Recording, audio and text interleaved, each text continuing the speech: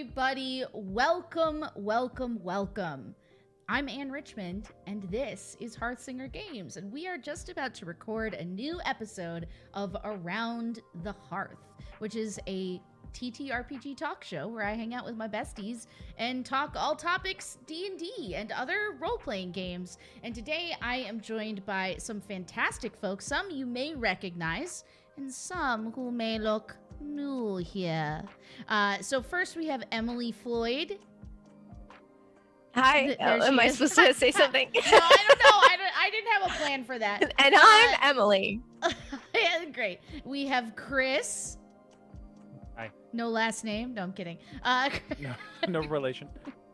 No relation. And lastly, of course, our guest of honor for today, Leigh Bolio. How's it going, Leigh? Good. How are you guys? So good.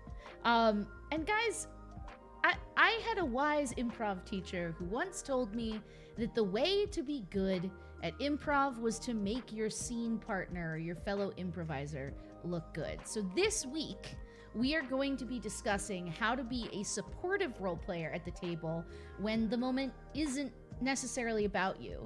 And it's more than just shutting up, I think, which is definitely part of it, is to like listen and be good at understanding when things are happening. But for some people, like myself included, I'm very like aggressive in my role-playing style. And so I wanted to create an opportunity to talk with some of the people in my life who I think are really great supportive role players, so that we can think more critically about this and learn a thing or two. And I obviously, Emily and Chris are here, who you know, but Leigh is one of my favorite people to roleplay with.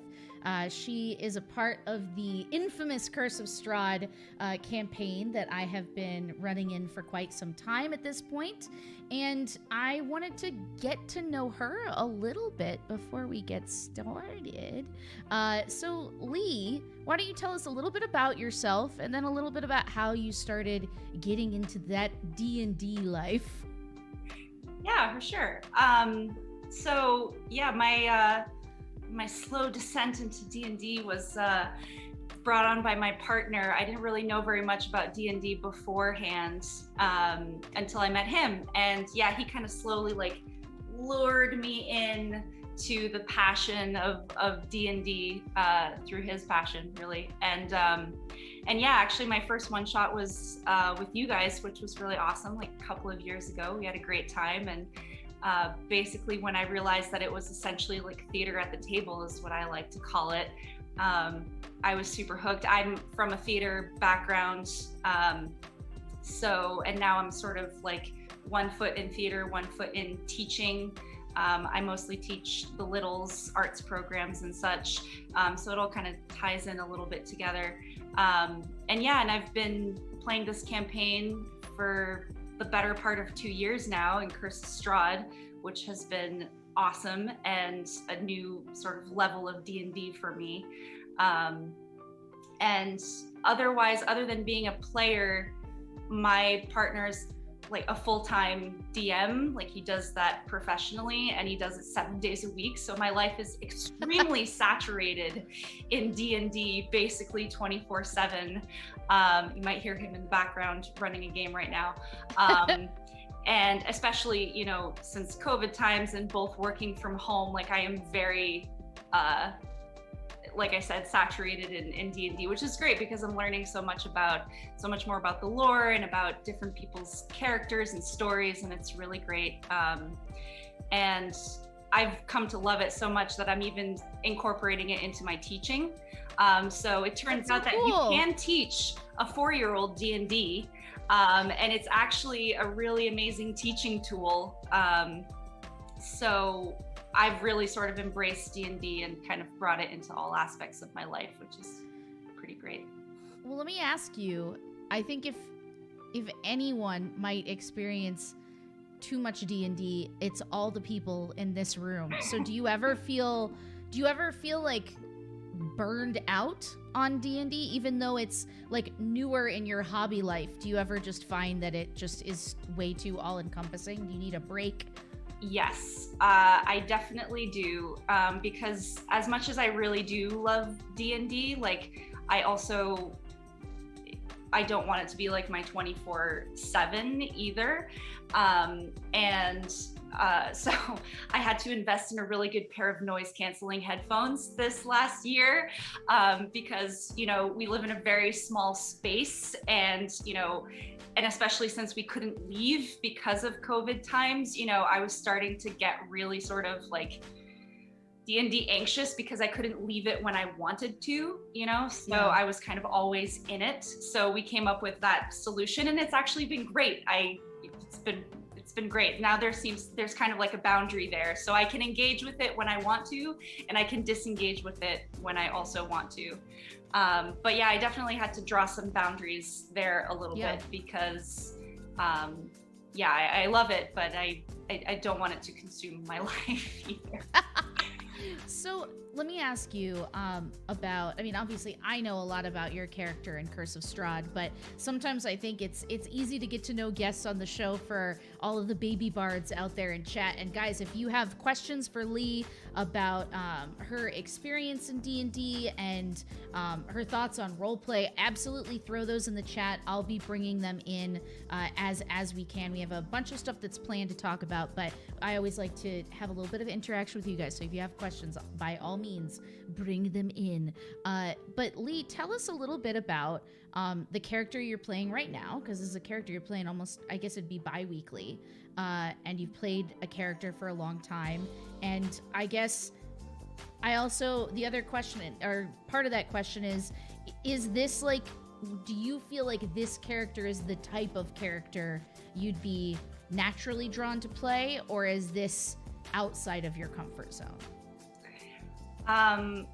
I am obsessed with my character that I'm currently playing. She is very much a fantasy character for me, like a living out my fantasy type character. Yeah. I guess I sort of built her knowing that I was going to be in this campaign for the long haul. So I really, really wanted to make sure that it was a character that I was going to be obsessed with playing, because I knew I'd have her for a long time, and it was my first campaign, and that was a little bit intimidating to me as well. Just the commitment level required for that. So I did everything in my power to build this character in a way that really, really excited me, or that felt natural to me. So yeah, that's weird.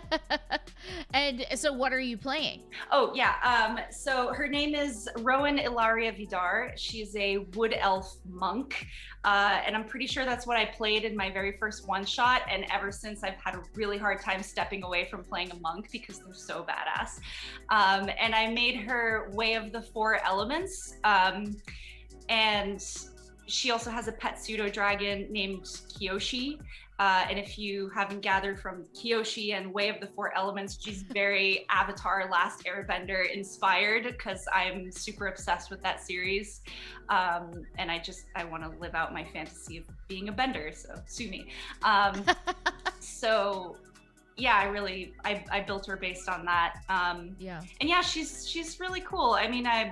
Her story is very rooted in her backstory is rooted in the loss of her family and her sister, and that's kind of what drives her whole character arc, and her desire to master all of the elements to sort of better understand the randomness and chaos of life that kept her alive and not her sister and her family.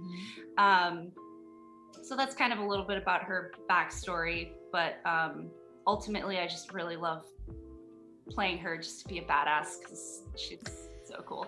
Yeah, Leigh definitely embraces the dope monk shit that can happen. I know both Emily and Chris have played monks. I've also played a monk. 10 out of 10. You're looking for a new character. You want to feel definitely one of my favorites. Cool thing, and all of the subclass versions of it can be so varied and different in terms of their flavor. So yeah, 10 out of 10 would recommend. Go for it. Monks are the shit. But it is interesting because Chris was actually your DM in that first game. Yes. So review him. No. Review him. No. Chris, what do you think? what was your impression? Because we're gonna talk, I think, a little bit here about. We did this with another topic, and I think it's important to think about like what actually makes roleplay for newer players intimidating, because I think there's a lot involved both with the game itself and social dynamics. So I want to hear, obviously we've heard a little bit about what Leigh remembers from that first game, but what do you remember about going into it with Leigh? Because we also had some other newer players at the table at the time. Chris, do you remember anything? Yeah, well, much like someone who is approaching any sort of like gaming related hobby, like when you're introducing someone to like video games, for example, for the first time, and they are not entirely sure what they're capable of, so they spend their time making decisions that stretch at the boundaries of the game world to see how far they can go before something breaks, right? It's just sort of, and I did notice that like Leigh had very like obtuse, unexpected ways of approaching a situation, because I had designed it very much expecting people to approach it like veteran Dungeons and Dragons players, like, oh, I'm being presented with this information, I will intuit like what kind of like the DM is, the what they want me to do with this situation. But then Leigh really like approached it from like a much more practical, almost realistic standpoint, because it'd be like, well, why shouldn't I try that? You've introduced all of these elements. I can't think of any like very specific situations, but like I will definitely say that something I remember is I would introduce a situation that was very clearly designed to exhibit danger and caution, and she'd be like, nah, fuck that. I need to know proof positive whether or not that thing will kill me, despite the fact that you just spent the last 5 minutes describing how horrifying it is. It should be noted it was like a Bloodborne themed like Halloween one shot that we had done. So it was very much designed to be like terminal and horrifying, and she was like, nah, I'm gonna like swing off the chandelier and like RKO this blood beast into the ground in the middle of this church. And that was pretty much indicative of her experience. I also distinctly remember, oh, sorry. Oh, no, go ahead. Please. I also distinctly remember having no concept whatsoever of like what I was actually doing in terms of like the actual mechanics. Because I remember asking you, Chris, I remember doing like a ton of damage. I did something like 40 damage, and I kind of looked like at a level 3 character or something, and I was like, is that good? Oh, did I break it? Oh, was that good? Does that mean I won? Did I do it right? Yeah. I think one thing that has stayed in my opinion with Leigh, and one of the reasons I wanted to come on to have her come on and share her thoughts, is that I think that joy of pushing the limits that is really well exemplified by playing a class like a monk that has so much capability to just do some wild things and take a bunch of actions like quickly and things like that, is that Leigh never let the mechanics contain her creativity, because it's up to the DM to tell someone like, well, we can't do it that way, but here's what we can do. And I find for myself that once I have a hard time going back to that headspace. I have a hard time thinking about like, what could I try to do? I think about like, well, here's mechanically what's on my plate, and they're both are fine ways to play. Well, it's also there's a little bit of a freedom, I think, when you're new to the game, and it's like when you start a new job, right? Like that's the time when you get to ask questions, and no one thinks that you're like, no one criticizes you for asking them. Like when you're sitting down to play D&D for the first time ever, if you don't have a firm grasp on the rules, you sort of have a little bit of that leeway to be like, okay, this thing is happening, I don't know what the heck my abilities are, but like, what if I like scale the cliff, and then can I like summon a flock of birds to like pick them up and fly them away? Like, like you come up with the most like random thing, because you're like, that's a thing that would be cool, and you don't feel limited by the rules. And then the DM can kind of be like, well, you can summon a creature, like that's on your list, so like let's explore this, and help guide you to what is the game equivalent of this really cool thing you want to do, which is like before we become like hardened, seasoned players, and we suddenly have this very specific idea of how turns have to be taken. Like you get to explore that imaginative creativity with every turn. So yeah, we have to keep our minds fresh to that energy. I'd also like to add too that I think it's very much to the credit of the DMs that I've been lucky enough to have, including Chris, that they've really, really encouraged creativity. So I've always felt like even if my idea is totally outlandish and ridiculous, if it's creative and it's, different or, going for it, I've always felt very encouraged to do that. And like, that's very much embraced. So I've also been, I feel like that's very much shaped me as a D&D player, of having had the luxury of having really wonderful DMs who have really encouraged creativity. Yeah, I think that's really true. And having a DM that makes you comfortable is really important. And I do want to talk a little bit about, again, what can make stepping into roleplay intimidating, no matter how long you've been at it, right? So for you, Leigh, I know leading up to this, we had a really cool conversation about the fact that I mean, both in the one shot that you came to do for Halloween, right? Which was the first one we did with Emily and Chris and your partner JC and me, and I can't remember if anybody else was there. But ultimately, you so many times have like walked into social dynamics that have this pre-established rapport, because at the time, all of us were playing in a D&D campaign together every single week, pretty much. We were playing through Storm King's Thunder. And then as far as Curse of Strahd, you walked into a lot of people who worked at the Renaissance Fair together. So talk to me a little bit about like what that experience is like, and what can be done, in your opinion, to like alleviate some of that like social dynamic anxiety. And actually, now that you tie that all together, I'm like, I feel like most of my D&D experiences have been like that. I've kind of been a little bit, not the odd man out, but like kind of coming into, like you said, an already established dynamic. And yeah, especially with Curse of Strahd, it was a little bit, it was very intimidating, actually, at first when I came into it, because what were we, 4, 5 players, and everybody at the table had already had this role-playing experience together as, Renaissance Fair people. So they already had this vibe going, this dynamic going, and I kind of felt like I was like, I'm sort of like inserting myself awkwardly into this already established dynamic. So yeah, I mean, that it was a little bit difficult at first. And especially, I'm more of an in my head kind of player. So like, I'm not super assertive at the table. I'm very, like I said, playing in my head and sort of analytical, and have a tremendous amount of anxiety around role play for many reasons.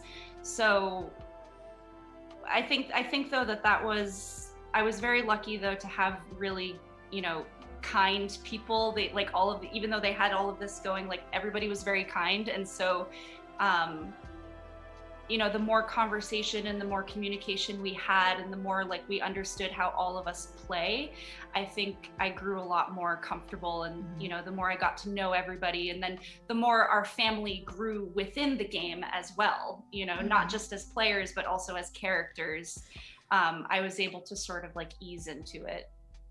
Do you think it's easier for people who might feel that kind of like anxiety and that like social kind of pressure that keeps them from being more adamant and more forward with their choices all the time? Do you think there are particular things that players can do if they do notice that is something that's happening at the table to be helpful? Yeah, I mean, I think at the end of the day, it comes down a lot to communication. So I think that there's a lot of I think there's a lot of conversation that needs to happen both in and outside of the game, as far as like learning who people are and learning what their play style is, and, if they do need something extra in order to feel like they can engage. So you know, if they need an invitation, you know, like, because sometimes Yeah. like I'm very rarely the person that's going to interrupt someone speaking. So sometimes it's helpful just to have the invitation in, or like a, you know, a moment. Sometimes I'm just waiting like for that moment of silence to kind of to come in, that just never comes. So Yeah. So just kind of being aware of that, but also understanding that quietness is also not necessarily like a marker of, you know, anxiety or enjoyment or engagement, because 99% of the time I'm just an in my head kind of player. Like I'm just very analytical. I'm very, you know, I'm strategic about things, and I'm just like constantly thinking about what's going on. But ultimately I think every player is different, and every person who doesn't feel quite as assertive in the game is coming from a different place with it. And I mean, playing online also comes with a whole new host of challenges, because when we were in person, it was a lot easier to sort of have like physical cues to play off of, to like let people know that like I'm coming into the conversation. Whereas now I might try to say something and there's a 5-second delay before the other people hear me. So that has added a whole other layer of difficulties of trying to engage in the role play. Totally. So like I said, ultimately, I think it comes down a lot to building the relationship both outside of the game and in the game as well. And like really trying to be sensitive to everybody's play style and that's a really key feature, I think, that you just said, which is that a lot of times how you can be a supportive role player is to be a supportive person when you're not playing the actual game, as people are arriving and talking about, you know, what's up with them, and like it showing genuine care for how other people are and where they are today, you know, whatever's going on for them can be really key. And I wanted to touch on something with Emily as well, because I think Emily is someone and who's talked on the show a lot about preferring front story. And I think that allows you to oftentimes, I don't know, I think place yourself in relation to other players in a way that helps them be more expressive. So what do you look for? How do you look for a moment to push somebody else's story or featured moment forward? How do you do that? I mean, I guess it's really a lot of active listening and just trying to like pick up on what are the key elements of like character growth that your friends at the table are kind of aiming for, and then like a good scene partner trying to help the flow of the conversations or the flow of the RP or the actions or the decisions we make as a party, push them in that general direction. I don't know, it's hard to explain because it really is just something that like lives in the moment. And I think in a similar way to what Leigh was expressing about how these things were easier in-person gaming, I go off a lot of the physical cues that my fellow players give me, because you can tell, I guess we have a particularly expressive group of friends that we play with, but like when the DM touches on something that literally excites a player to a point of like, they just said the thing about my thing, and those are much easier to pick up on in person when you can literally feel the energy of the room shift toward a storytelling element, a plot element, an object or a person that you know this means something, and okay, so I'll shift my energy to like throw love at that, and like let's not open that door, because clearly, or let's not open that door rather, because clearly the person behind it is important to Anne for some reason. Like maybe it's that person that Anne has been talking about that is her long lost kid, or you know, whatever. So I think it's harder for me like playing digitally, because you don't have those like immediately palpable physical cues, but you definitely can still, especially when you're using video communication, you can still pick up on it. And I think it's if you have a backstory element that you want incorporated into the game, in addition to sharing it with the GM and like, having conversation about how you want the game to incorporate this in some way. It really is up to the player with the valued backstory to make sure they're driving that from their end as well, and kind of pushing those pushing is such an aggressive word for what I'm trying to say, but gently laying those details onto the play, like onto the conversations, and dropping those bird seeds, so that when I see you go, I know we've been building to this, I'm gonna help get us there. I think for the one thing I kind of wanted to share in this as a player is that I think some people are, again, my opinion, but some people are way too precious about the success of their character, if that makes sense, as it relates to somebody else's moment, right? So a really good example of this, and some of you who have watched Starfound, which is the Starfinder actual play that has run on this channel for about a year on Thursday nights, I play the captain of our ship. It's a sci-fi game, and there is a character that I know because of meta knowledge has been betraying us from the start, who is a player, that they're a player character, right?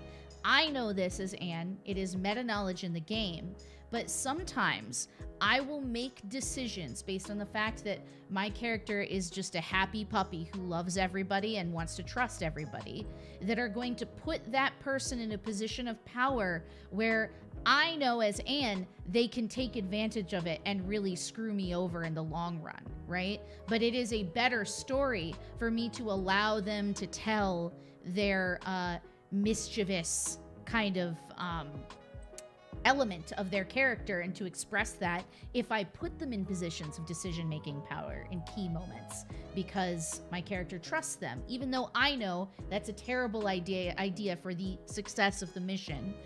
It's the best way I can support that player's key choice and what they wanted to role play. Like Emily said, like what their character arc is. I've identified that for Jabby. And so, so I think looking for ways in which you don't need to be precious about the success of your character can open up, different relationships and ways for you to be of service in somebody else's storyline, either through exposing a weakness that you have, or, talking to them at the campfire at night about, hey, I saw we killed that guy and you cried. What's up with that? Whatever it is, it can be things large or small. What's up, Eleanor DiLorenzo? Welcome. We're talking about how to be a supportive role player. I'm so glad you came by to hang out. Chris, I wanted to ask you, because I know, you probably have opinions about this as a player and as a DM. But do you have any player-specific thoughts on this? I did want to comment that I think it's funny that regardless of what we talk about, we always come back to the fact that D&D is a relationship that requires communication and also improv theater. Yes, and like, it doesn't matter what we're talking about. That is always where it comes back to. So maybe it's true. But as far as what you just said, kind of strikes home that it's important to remember, in being a good scene partner, that you're not the main character of the story necessarily. Like, you can be from moment to moment, but just imagine a show like Avatar or like Futurama. I don't know, I'm thinking of like shows where like the main character is a troupe of individuals, even though it might seem like the show, like obviously the show focuses on Aang's journey, and then like in a particular story, like if you picked to have your character be like related to Strahd or whatever in whatever you're doing, then obviously you might seem more like the protagonist, but like the story is just as much about Sokka's journey as it is about Aang's. I really thought you were going to be like, it's just as much about Sokka's journey as it is Strahd's. Yeah. That's true, though. But I mean, I haven't been a player in a long time, but I find that it is what got me going when I did that is like, I would almost like invent like miniature scenarios for myself that I know I wanted to like put in motion to play out, as opposed to just being like, I need to grab the spotlight to make sure that I can consistently have this like through line for myself, much like a protagonist. Like I would sort of latch onto these like miniature moments, like being epic in this particular battle, or knowing that I want to say X to a certain NPC, or things like that, and sort of be able to own those little vignettes within the overall story, which doesn't make me feel like I always need to be the center of attention. Yeah. And in doing that, I mean, I think that was a wonderful thing that your example, I couldn't agree with more, that allowing bad things to happen despite your meta knowledge of wanting to just succeed at the game. I want to win the game, right?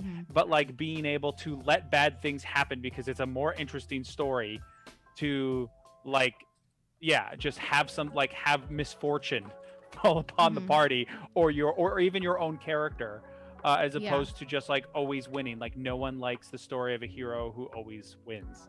Yeah. Right. Cool. So I also wanted to kind of dive into, I think as dungeon masters, it can be really hard when you are looking at a table full of people and like focused on pacing and making sure everybody gets their moment and cool things happen. Sometimes I find that I can, even in that scenario, like not notice someone's like physical cues that like they're trying to get something in there. Chris, what do you think we can do as dungeon masters to look for ways to support roleplay moments at the table between characters that don't involve us? Yeah, I definitely just do like constant check-ins, because it's real when you have a lot of big personalities at the table, and particularly if you have a new player present, it's very easy for them to just sort of close up because they're like, I can't get a word in edgewise. I don't know what my character's capable of. Everyone else has a plan, and I haven't played long enough to know what my plan is. And so I will often just be like, when we're not in a combat encounter, something that so strictly has like turns, everyone's like, I'm going to do this. I'm going to do this. I want to say this to this guy.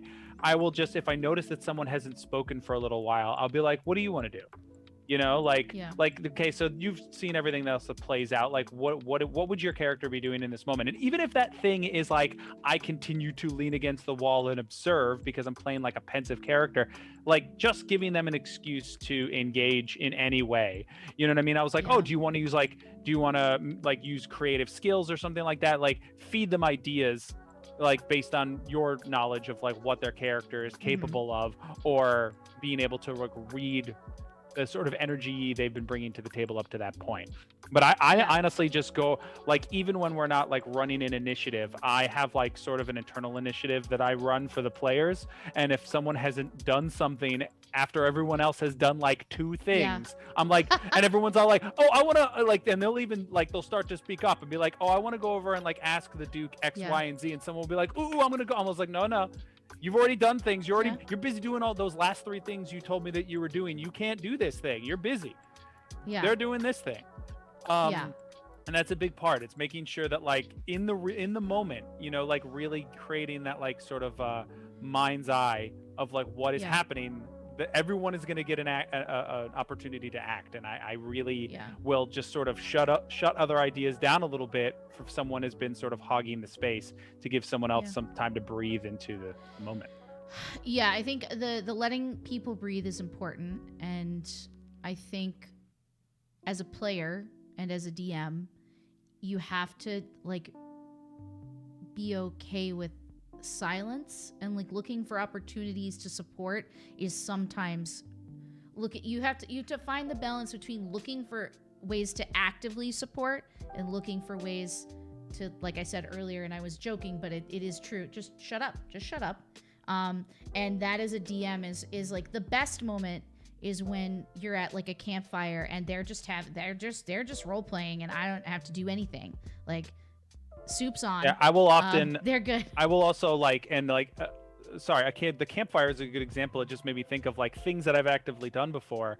You can sit around a campfire and you're like, I'm not gonna like intervene. I want this sort of role play to organically flow. And even in those moments when like a particular player just sort of gets really quiet and I can tell that they're just sort of waiting for a silence in which to act that never comes, I will, like, if there's an NPC present, I'll have the NPC come over and start talking to them, or have something happen in the environment that that engages their character directly, that sort of gives them a reason to enter into the scene. That's not disruptive necessarily, but like gives them an in, even if they were waiting for it. So I agree. But I also think sometimes I prefer to, like, instead of setting them up with a trigger like that, to ask them a question about, like, so how do you think Rowan is feeling about this, right? Yeah, same. And allow them to express that, because I would rather have the other player characters include them in the scene than me sometimes, because I don't want to so constantly be. I agree. I somewhat sort of meant that the same way, being like, well, they're talking about, like, killing this guy that tomorrow that you're going to meet with because they think that that's the best plan. Do you agree with that plan? Because maybe you should tell them if you don't. So, let's see here. Leigh, how do you think when it's your moment? Like, how do you... You've described yourself as someone who, like, is pretty cerebral about, like, thinking your way through every context within roleplay. So how do you know when it's your time? Good question. Gosh, I don't really know how to answer that. I mean, it kind of depends on how the story is flowing, and what sort of hooks my character, my kind of drives my imagination a little bit, like because like I said, I'm normally a pretty reserved player as far as RP goes, for a variety of reasons, but, like, for example, a couple of weeks ago when I had that big Rowan moment where I knew that I was going to be confronting, like, my clan of elves, and just, like, the content itself of, like, basically Rowan was, like, essentially confronting the patriarchy. It kind of, like, really struck a chord with me, and it was like all of my anxieties went out the door, and it was suddenly like, listen here, you little shit. And it was like the RP just kind of, like, flew out of me, and because it was very natural, and it felt like, I knew that it was, like, Rowan's big sort of moment to kind of come in, and this was going to be her day to shine. But otherwise, I just try to be, like, I just try as much as possible to be as sensitive as I can to other people's character lines. Like, and I think, again, and I'm going to probably say this 17 more times, like, it comes back to trust, both in game and outside of the game. So I think it's just as important to create lines of communication as characters, just as much as it is of players for players. Totally. Because I'm building my trust with this whole group, that not only are they going to support me, but I'm going to support them, and I am invested just as much in my own character's development as I am invested in my friend's character development. So I try to be as sensitive as possible of, like, okay, I know we're going into this scenario, this kind of ties into Irina's story, or this ties into Bluebell's story. So I'm gonna take a step back, or maybe, like, check in with that person of, like, hey, and actually this is something I think our group does really well, is we usually have a conversation before one of these scenarios happens, where we're like, we talk to that character, and we say, how do you want us to be involved in this scenario?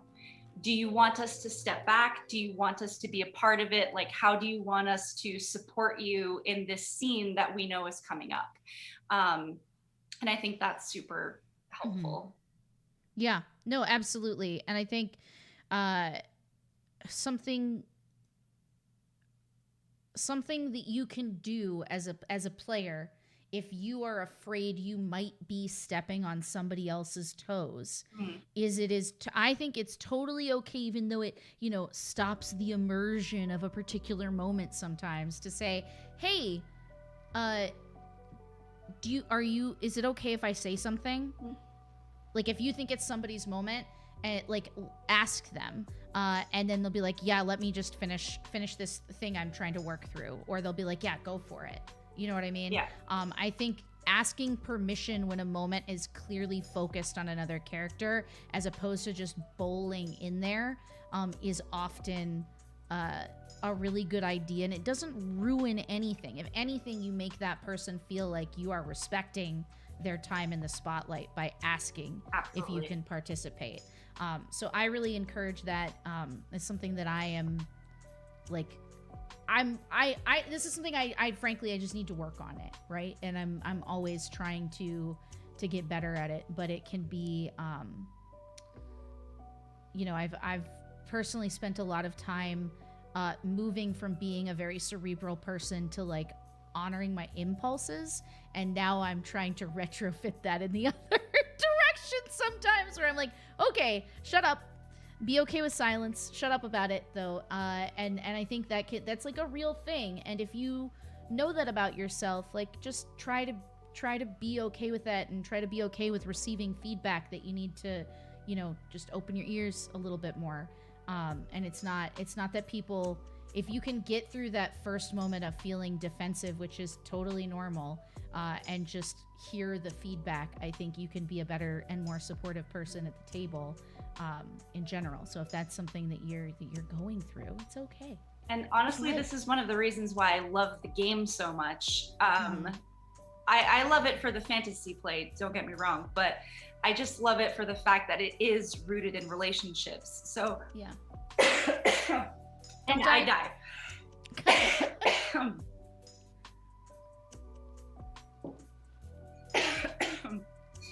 Everybody hydrate. Oh, joy. This is great. You're like, this is what I love the most about what I D&D. love the most. The secret. Guys. We'll never know. What's the secret, Leigh? Tell us. Oh, thank you. Sorry about that. Thank you, stage management. You're good. Thank you, stage management. Okay. That is what I love the most about the game, is that it's rooted in relationships, and it's really learning how to be with other people and learning how to communicate, like, just as much in game as out of game. And yeah, that's what I wanted to say before I died. Yeah. I think another thing you can do as a player, certainly, and sometimes as a DM, is, if you are someone who is more aggressive in playstyle and more impulsive, think about like trying to play a character that is more cerebral and more in their heads. I know I think Martian Laserbeam just said D&D is improv therapy, and it's like very much tying into something that I realized a couple of years ago, is that I was like afraid to play a shy character, because if I played a shy character, I would never be included. And I think that said more about my drive to like tell jokes, be funny, and have a good time, than anything else. And in that moment, I was like, I'm afraid to be gentle. Like, I'm afraid to be soft in my approach to things, because I feel like if I do that, I will be left out. And that isn't true. But if it's something that you are scared of, then that's something to talk about with your group. Like, hey, I want to play this character. This is how I feel like their approach is generally going to be. I'm really anxious about it. Can you check in with me from time to time? Like, that's a perfectly normal request to have at your table. And if you have a table, right? Like, if you have a table that isn't respecting that, and that doesn't care and that doesn't listen to you, then that's not a table you should be at in general, whether you're playing a character like that or you feel like that as a person all the time. Yeah. Thank you so much, Casper's cousin. Thank you for the community sub. Drowsy Kiwi, thank you for your community sub. It's subbing up in here. I don't think that's an expression. Yeah, it is now. I don't. It doesn't mean what you think it means, but it is an expression now. It doesn't mean what you think it means, and we're gonna move on from that. Carney Sideshow, welcome to the channel. Carney says, one of my characters chose kindness, and she talked about it with the other characters because we are all friends. They understood, and it actually helped the game. It's true. It's true. Sometimes you just gotta have a conversation and establish those connections with other characters to help you feel comfortable bringing stuff out. I feel too like, if I can just kind of throw in a little, take over. Not to put too much pressure on our beloved GMs, but if anyone is the director of the scene, it's the GM, right? So to a certain degree as well, when we're talking about these instances where like someone at the table is at risk of, for lack of a more pleasant term, like hogging the scene from someone else in the midst of like what is meant to be their scene, there are a lot of subtle cues that, like, some of the best GMs use just classic tactics of just saying your, like, as we are advancing to this part of the scene, saying the character's name, making that concerted eye contact, like shifting the energy, like literally, rather than phrasing the scene as like you walk into a tavern and you observe at the bar, blah blah blah. You all walk into a tavern. Rowena, at the bar, there's a blah blah blah blah blah, like a little bit of a shift of a we have entered your moment, here we are. Just those subtle cues that make sure the focus is on the character in question, and then if another character kind of comes in to take over in the scene, the GM has a lot of tools in their arsenal to guide that character to take a little bit of a back seat to allow this player their moment to shine. It's, again, I'm not trying to put all the pressure on the DM to solve these problems at the table, but I do think if anyone has the power to really ensure that, we all need to work together at it, right? But if anyone has the power to ensure that the focus goes where it needs to go, that's in the GM's tools for sure. Yeah, I think that's absolutely right. And being aware of your power as the GM to change the focus of the camera and communicate is really helpful, because sometimes there are even times, I think there was in an episode that hasn't come out yet of Lost Mountain Saga, which I'll throw the link in chat for it, but that's an actual play show that I'm on, where my moment came and I was so, like, for once afraid of the moment that I just didn't even approach it. So it took my dungeon master, my storyteller in that case, saying, Astrid, this is X, how do you want to handle this? And just like re-inviting me, because sometimes you've built up something in your head that you never thought you'd engage with, or that you are now so intimidated about, like, making it a moment, that even that is terrifying. So you can kind of gently encourage that the spotlight to be taken as well. It's not just on the person to step into it, but it also allows that person to actively avoid the spotlight, which is a different story, or actively take it, which I think is really, really helpful. Never Ever says, Nerevar, no, never. This is like Lord Never Remember all over again. I can never say that name. Shout out to Neverwinter. He's a dick anyway. Nerevar27 says, hard agree. It's easy for a GM to step back and let the loud players take over, but everyone needs an equal feeling of participation. Otherwise, they'll eventually leave the table, and it's up to a GM to encourage that. And Carney Sideshow says, totally agree with Emily. I mean, don't we all? As a GM, I feel like if one player is a little bit behind, I look at that player without pressure and ask that player what they want to do if they want to do something, which really relates to what Chris was saying earlier. When does somebody's this is a good question, Leigh. Maybe, I don't know if this is too intense, but when do you think somebody's feeling of like, this is what my character would do choice, like their impulsive, this is what my character would do in this moment choice, moves from a character driven decision that makes sense to a selfish decision that makes things unfun for the rest of the table? Where do you think that line is? It's a good question. I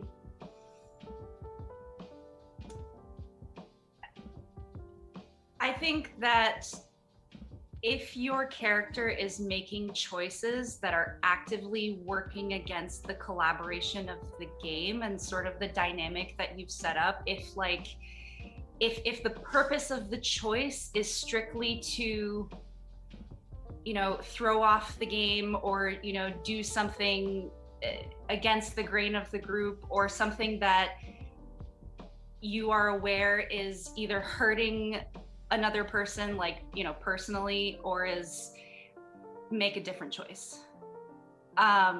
If your choice is, either serve, I'm not necessarily saying that all choices should be sunshine and rainbows. I absolutely love difficult character choices and things that go into maybe tougher kinds of conversations, or that really push characters in uncomfortable zones that develop the story in an interesting way. But if you're making a choice purely to be a dick for the sake of being a dick, for chaos's sake, or for chaos's sake, make a different choice. Because ultimately at the end of the day, again, it's a collaborative game where everybody wants to have fun, and everybody wants to be a part of it, and everybody wants to build this story. So I think there's kind of a fine line there. Yeah. If I may. You may. No, I approach the bench. In situations like that, I've found that if a player just suddenly starts making choices that are just injecting chaos into the narrative, it's generally because, whether they're doing it on purpose or not, I find that it's generally because they're not being stimulated and they're bored. It's generally I don't feel like I have any agency over the situation, so I'm going to drip chaos into this and to see what happens, because that is entertaining. It can be. And so I think that that is supposed to be met with frustration. Yes, make another choice, but as opposed to being met with frustration, I feel like it's up to players and GMs to then sort of help recalibrate the energy around what that player is lacking and help support their choices in a positive way, as opposed to just being whatever, I'm just gonna attack this guy that we were having a discourse with or whatever. But I find that is sort of a red, at least for me, that is a red flag that that player is lacking something, and that then you kind of need to shift a little bit to help them out. I think a really good example that I have is in my Eberron game. We had been working for 6 months to get this really cool sentient airship, right? But we weren't supposed to tell the bosses that we had it, because then they would take it away from us. So that's all you need to know backstory-wise. We go in, we turn in our quest, and we turn to leave, and someone in our group who was aligned with the quest giver was by the way, we have this airship. And I felt really annoyed in that moment, because we had spent 6 months trying to do the quest to get that airship, right? And they kind of just took it away because they thought it was what their character would do. And I think they went about it personally in a way that was about, like Chris said, inserting chaos into a situation unnecessarily. What I wish had happened had been that they had gotten upset with the party afterwards and said, I can't believe you didn't tell our boss that we have this airship, and let it drive a rift in character development within the party in a way that didn't ruin something for the rest of us. Because at that point we had a Warforged who was falling in love with the airship, and a million other reasons why people wanted that boon and had worked towards it. And their kind of selfish decision in that moment, which absolutely served their character and who their character is, right? Kind of took it away and, like you said, injected chaos into the moment that kind of ruined it for other people. So I think both what you and Leigh said about, if you're Just inject, if your choice to serve your character is just injecting chaos without developing something with the rest of the group, then maybe make another choice. It's kind of a combination of what you guys said. And I think that's so true. Yeah, I think this is, for me, this is another place, one of the many places where my approach to like role playing for a tabletop game is very similar to my approach to acting, in that, like, yeah, there's, you know, we as an actor inhabiting a role, you do a lot of research to like figure out your motivations and your objectives, and feel like you know your character inside and out, and that can give you space to be like, to make decisions about what you think your character would or wouldn't do. But like at the end of the day, the play or the piece exists, and there is the story that you have to tell. Like if the story is that the character gets on the subway and you're like, but my character wouldn't ride the subway because underground spaces relate to my trauma as a child. Like, you know, like if you make a choice that does not serve the story, why are you making, like, what? You figure out a way to make the story make sense, as opposed to trying to cancel the story with your choice. So like figure out why would your character overcome their trauma to go underground so they can go on the subway. So in a similar way with D&D, also, like, please forgive me, all of these examples I'm coming up with are so weird and I don't know where they're coming from, but I mean, I just talked about someone falling in love with an airship. We're already there. It's fine. We don't kink shame on this but channel. Similarly, like with the, you know, sitting down to play a tabletop game with your friends, you absolutely can have that, you know, very very detailed backstory. You can feel very in line with your character's motivations and objectives, and feel like, you know, you are guided by the spirit of your character in terms of the decisions. But like if the party is like going to kill Tiamat, and you're like, my character would never do this because my character is obsessed with dragons, and therefore I would absolutely never kill Tiamat. Like, you can use that character choice to drive, you know, conversation and action in the game. But if it's that the party literally can't do the goal because you are refusing to help them, that character choice doesn't really serve anything. It's just being selfish. So All said. Yeah, it just reminds me of like even people, like there's certain people that I've spoken to where it's like that sort of like, I want to inject chaos, like it can even begin at character creation. You know what I mean? It's like, okay, we're setting up to run out of the abyss, and it'd be like, all right, cool, my character has a crippling fear of darkness, and I'd be like, okay, I'm gonna stop you right there. Pause. Like, oh, wouldn't it? Oh, I know. I'm gonna create this character, this archer, but he's blind. All right, how does he compensate for that? No, nothing. He's just blind and he has no arms. Okay, why? Because it'd be funny. All right, well, let's talk about that a little more. I also think there's a lot to unpack. I had someone in a group where I was not the dungeon master, and the person was like, I want to play a wild magic sorcerer, which is always the first sign. No, I'm kidding. The wild magic sorcerer. Flag. It can be. It doesn't have to be, right? But the red flag for me was when they were like, so normally I'd only have to roll on that chaos table, you know, whenever I use a spell of first slot, a spell slot or higher, or I pushed or whatever the mechanic is called that causes it to trigger. But I wanted to trigger every time I cast a spell. I was like, no. What are you doing? You know, and I understand how in a one-shot sometimes you don't get to show every feature of your build, and that can be especially true for that particular class, I think. But it's like, I hate, there's so much, for me personally, there's so much that's already random in how things are going to play out, that like I don't need to add to that by making your more chaos even more chaotic. That's insane. You know, much like a relationship, it's just about gauging expectations. You know what I mean? They're like, I'm gonna play a wild magic sorcerer. I really like that feature. Okay, you can play that, but just be aware that it's only gonna happen like one every 20 times, maybe.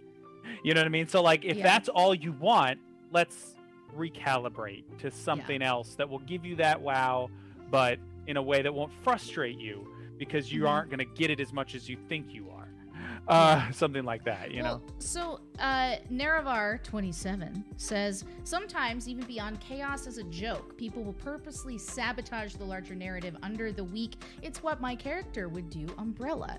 That derails a whole scene or story with no larger purpose, and it puts so much pressure on a DM to try and find a way around that.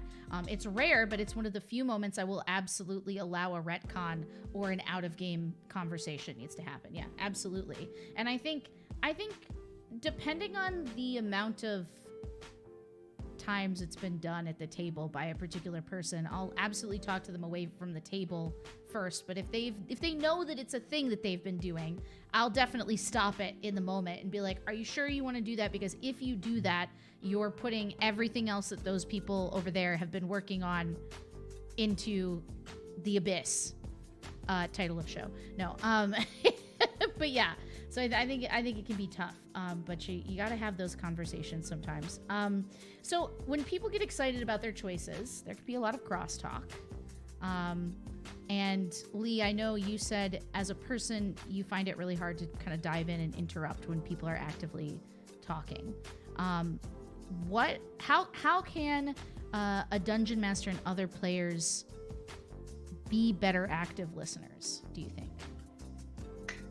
I mean, yeah, there's like I said earlier, I think there's a wide variety of reasons why I'm more of a reserved player, especially when it comes to RP. And for me, one of those big reasons is just a tremendous amount of anxiety around RP. Like I'm constantly worried that I'm going to make the wrong decision. Yeah. I am constantly feeling like I'm going to say the wrong thing. I'm going to, piss off another character, or I'm going to derail what it is that they were going to do. So I am very, very hyper aware of everything that I say. So that's also on me to share that with people so that the people at the table know this, so that they can, be supportive of that and, maybe try to help invite me in, or I don't know, just be aware of that's some of the reasons why I'm more quiet sometimes. Yeah. But especially when it comes to crosstalk and stuff, I think, again, I'm coming back to the whole thing of having conversations beforehand of if you notice that a player is more on the quiet side, talking to them to make sure that to understand what their reasons behind that are. So for me, that's one of them, among others, being more of a cerebral, in my head kind of player of strategizing.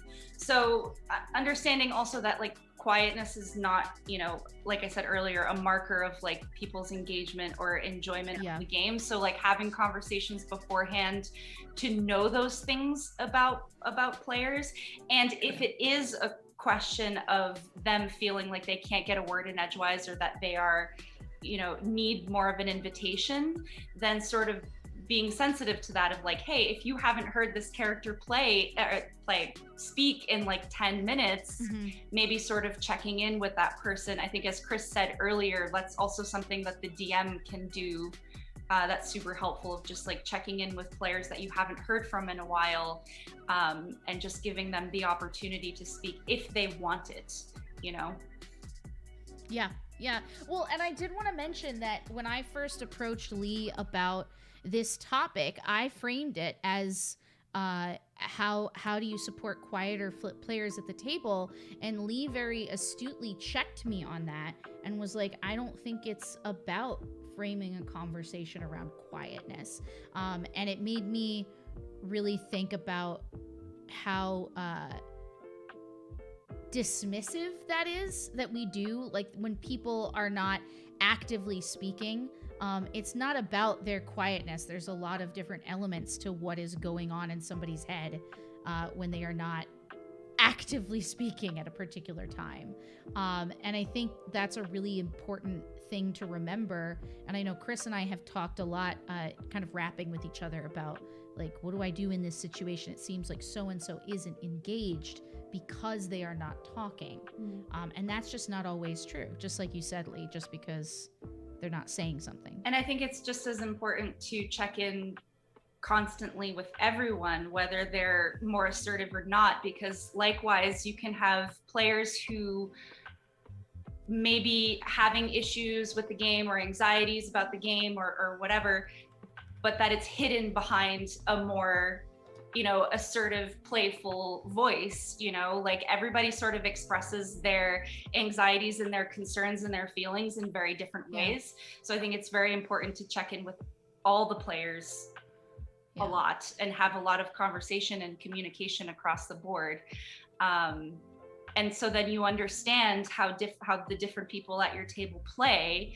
And therefore, if you know that if somebody at the table has more of a hard time inserting themselves into a conversation, then you're explicitly aware of that, so that if you don't hear them for a while, you can take a moment to, you know, include that character or go, you know, have your character go chat with them or whatever. But it's important that you're aware of how people play and how they like to play, and how they express themselves in play.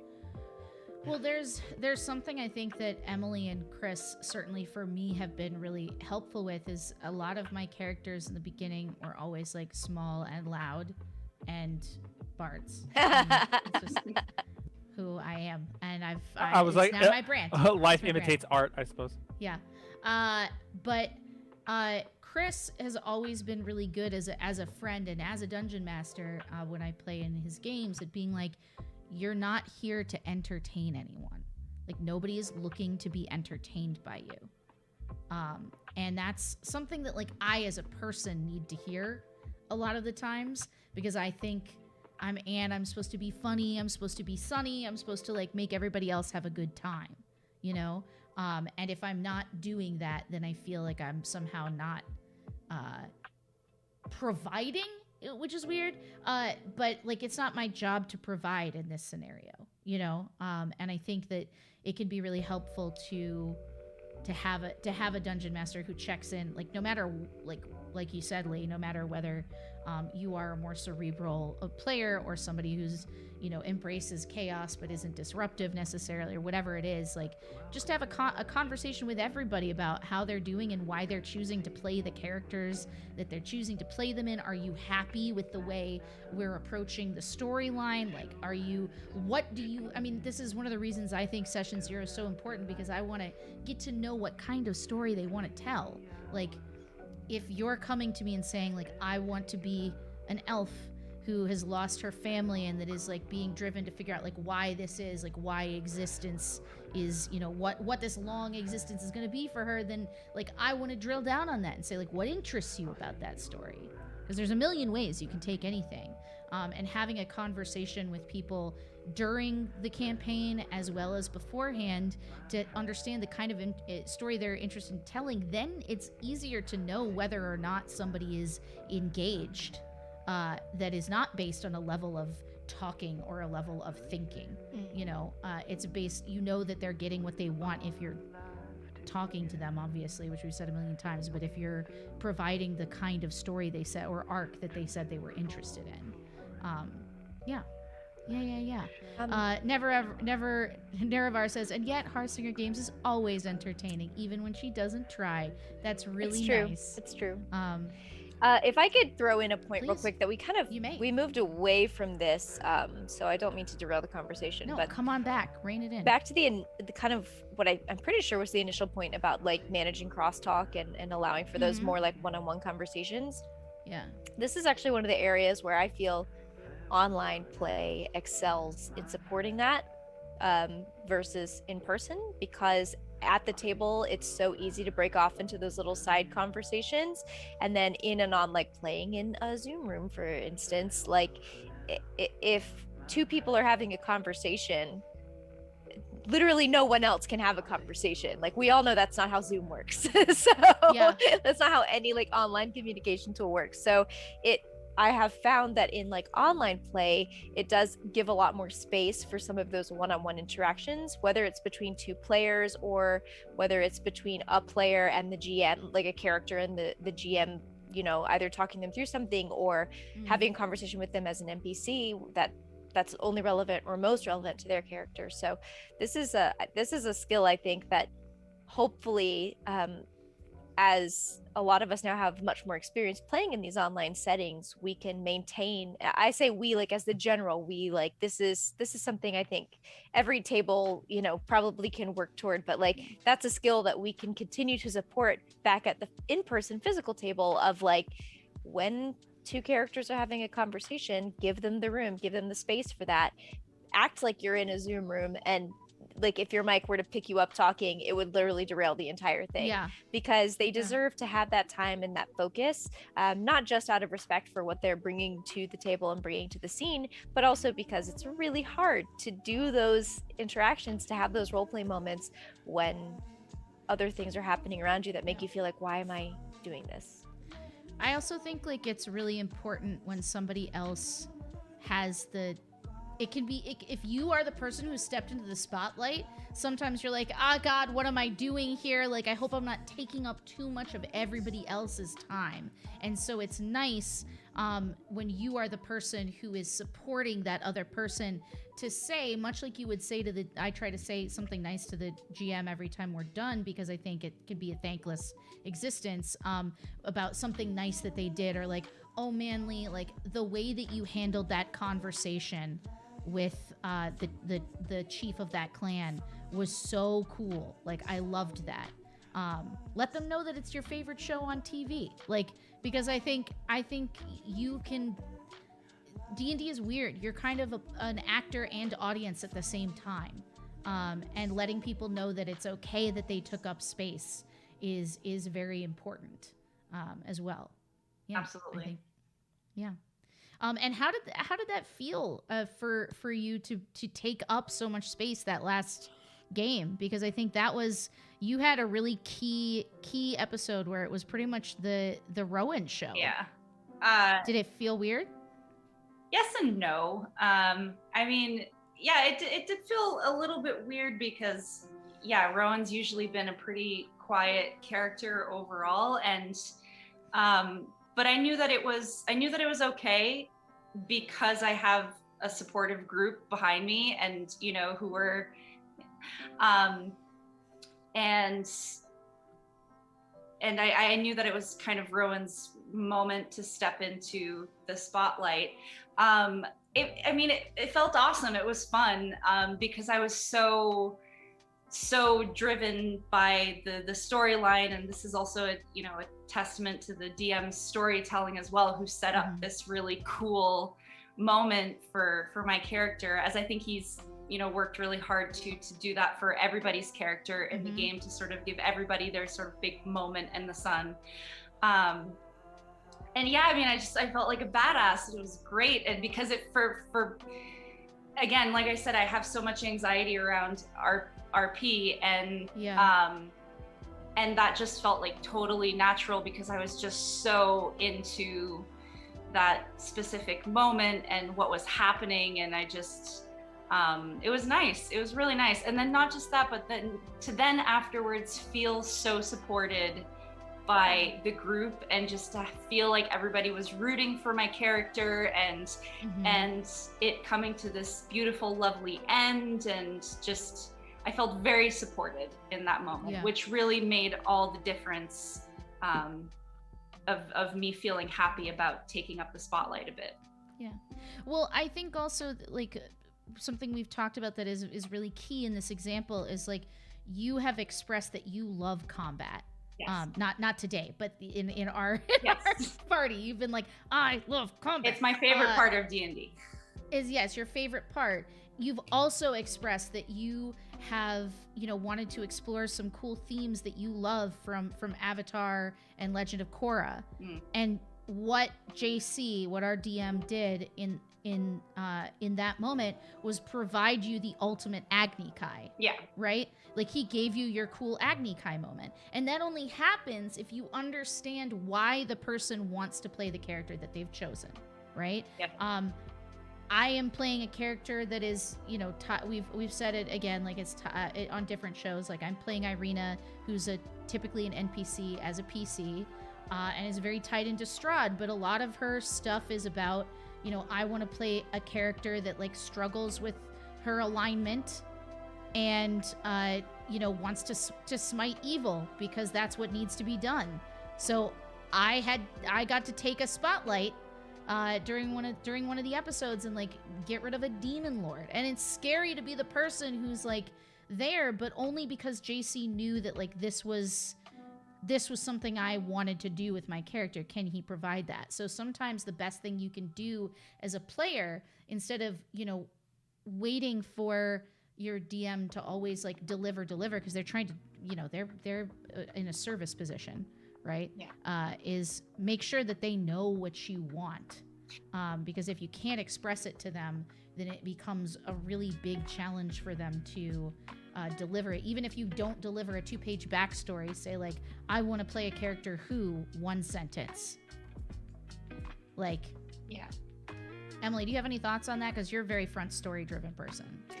No, I mean, I think that, you know, no amount of me like avoiding writing a backstory is out of not being invested in the character by any means. It's more that just in the first session, I will figure out we're going into the first session, I'll give the bare minimum of backstory that I feel like to help the DM prep. I mean, usually, obviously, like if I have a DM that's like, I require a 3-page essay, like I would do that. Probably.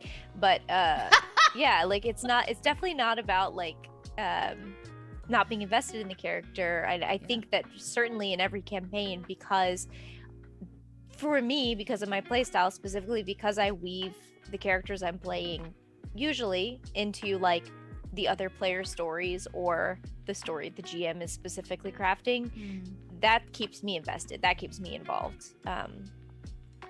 So does that answer your question? I don't know. It does. You're doing great. Chris, do you have any final thoughts for us about what GMs can do to make sure that you have the information you need to deliver that for players? I mean, we've talked about Oh, sorry, there's just an echo. We've talked a lot about how you know, the players can listen, but I also think it's very important for the GMs to listen and take notes. And you mentioned that, like, you know, you got to be in tune to the kind of story that your players want to tell. But you know, when they're having that, like, there's, you know, the greatest feeling is for a GM can be like that moment when the players are RPing and the story is on go in its own speed, and you don't really have to intervene for the players to sort of inhabit that world. But during that time, it's important that everyone who is not actively participating in that discourse listen and realize that they were present for that conversation or that interaction between those two party members, and that you can redirect that energy at a later time to create your own moments with those characters and those scenarios. So yeah, be an active listener, even if you're the GM. It's not just about the player and then you just waiting until you get to the next part in your notes, because now there's a whole new entry. And sometimes something you can do if you didn't like, it's okay to return to a player and ask for more. If like you've been playing for a while and you're like, I feel like I need to give you more stuff. Like, let's talk about, like, you finished this arc. Like, what do you want to accomplish now?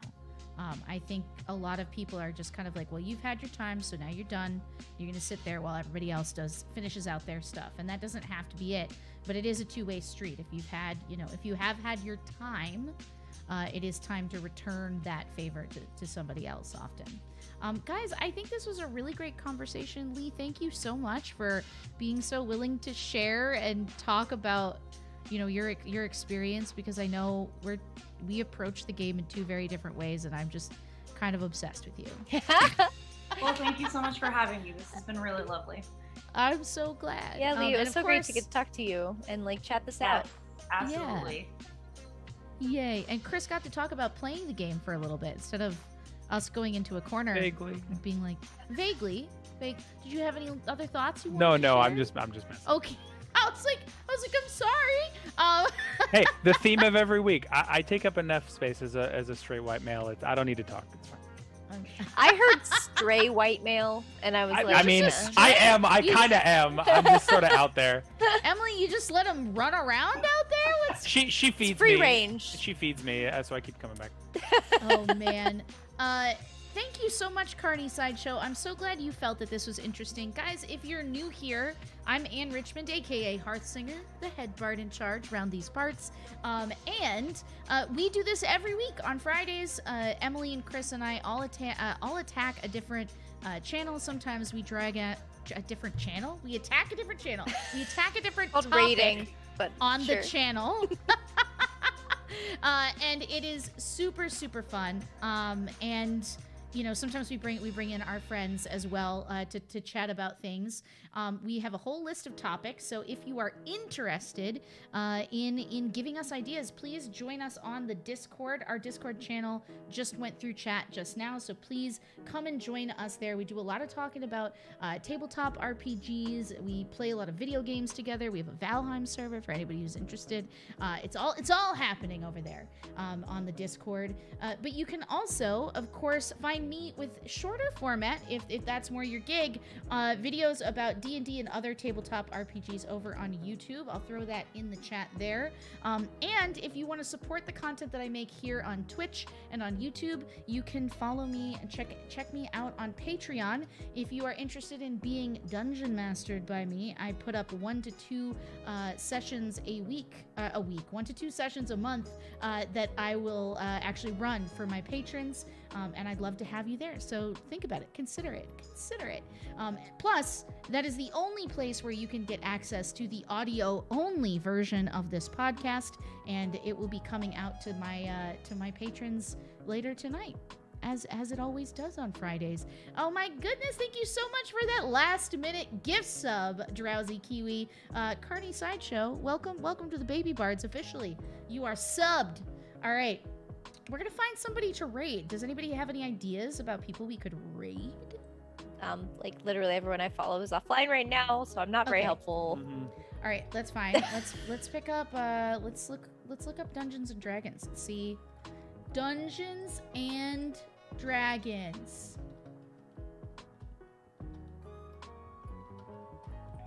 The suspense is killing me. Yeah, this is riveting. I'm sorry, this guys. is riveting I'm working content. really hard. Riveting. Okay, great. I love this. We're gonna go check out these people here. So guys, go ahead, pile on into this raid. Let them know that the Baby Bards are here. We'll see you next week on Around the Hearth. Bye! Bye!